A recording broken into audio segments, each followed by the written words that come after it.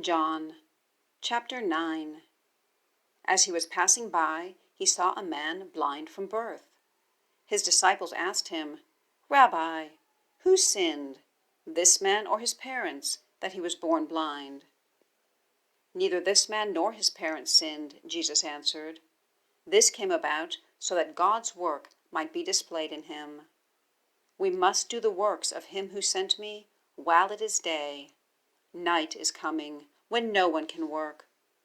As long as I am in the world, I am the light of the world." As he said these things, he spit on the ground, made some mud from the saliva, and spread the mud on his eyes. "Go," he told him, "wash in the pool of Siloam," which means sent. So he left, washed, and came back seeing. His neighbors and those who had seen him before as a beggar said, "Isn't this the one who used to sit begging?"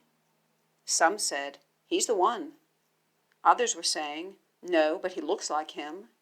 He kept saying, "I'm the one." So they asked him, "Then how were your eyes opened?" He answered, "The man called Jesus made mud, spread it on my eyes, and told me, 'Go to Siloam and wash.' So when I went and washed, I received my sight." "Where is he?" they asked. "I don't know," he said. They brought the man who used to be blind to the Pharisees. The day that Jesus made the mud and opened his eyes was a Sabbath. Then the Pharisees asked him again how he received his sight. "He put mud on my eyes," he told them. "I washed, and I can see." Some of the Pharisees said, "This man is not from God, because he doesn't keep the Sabbath." But others were saying, "How can a sinful man perform such signs?" And there was a division among them. Again they asked the blind man, "What do you say about him since he opened your eyes?" "He's a prophet," he said. The Jews did not believe this about him, that he was blind and received sight, until they summoned the parents of the one who had received his sight. They asked them, "Is this your son, the one you say was born blind? How then does he now see?" "We know this is our son, and that he was born blind," his parents answered. "But we don't know how he now sees, and we don't know who opened his eyes. Ask him. He's of age. He will speak for himself." His parents said these things because they were afraid of the Jews, since the Jews had already agreed that if anyone confessed him as the Messiah, he would be banned from the synagogue. This is why his parents said, "He's of age. Ask him." So a second time they summoned the man who had been blind and told him, "Give glory to God. We know that this man is a sinner." He answered, "Whether or not he's a sinner, I don't know. One thing I do know.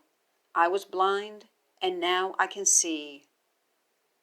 Then they asked him, "What did he do to you? How did he open your eyes?" "I already told you," he said, "and you didn't listen. Why do you want to hear it again? You don't want to become his disciples too, do you?" They ridiculed him. "You're that man's disciple, but we're Moses' disciples. We know that God has spoken to Moses, but this man, we don't know where he's from." "This is an amazing thing," the man told them. "You don't know where he is from, and yet he opened my eyes. We know that God doesn't listen to sinners, but if anyone is God-fearing and does his will, he listens to him. Throughout history, no one has ever heard of someone opening the eyes of a person born blind. If this man were not from God, he wouldn't be able to do anything." "You were born entirely in sin," they replied, "and are you trying to teach us?" Then they threw him out. Jesus heard that they had thrown the man out, and when he found him, he asked him, "Do you believe in the Son of Man?" "Who is he, sir, that I may believe in him?" he asked. Jesus answered, "You have seen him. In fact, he is the one speaking with you." "I believe, Lord," he said, and he worshipped him. Jesus said, "I came into this world for judgment, in order that those who do not see will see, and those who do see will become blind." Some of the Pharisees who were with him heard these things and asked him, "We aren't blind too, are we?"